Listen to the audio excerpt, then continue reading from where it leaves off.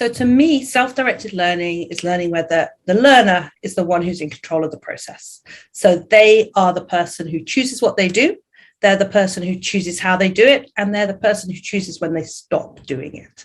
And that last bit is quite fundamental, because sometimes kids, they get excited about something and their parents are like, great, we've got that idea, let's go with that. And then before you know it, where the parents are all enthusiastic and the child loses it, and the parents are, we've got to keep going now, we've signed up for all these things.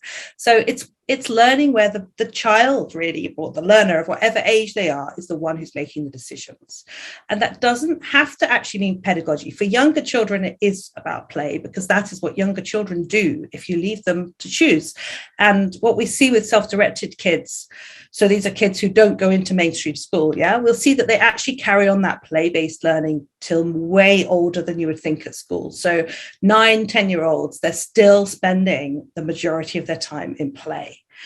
And then as they get to puberty, everything changes and they start doing more kind of goal-focused, intentional learning, but they still are making the choices. So like I have a 10-year-old and a 13-year-old, so I sort of see it in action right in my house. My son, who's 13, he wants to learn to play the piano. He sets out, he practices the piano. Every day he sits down for an hour and plays the piano because that's what he wants to do. My daughter, she'd also quite like to play the piano, but the way she does it, she sits down for a bit, she kind of flicks a few notes, and she comes out and says, oh, look, I was playing the piano. And then she washes off and does something else. And that's great. They're both at those different stages of learning, but that's for both of them, it's self-directed.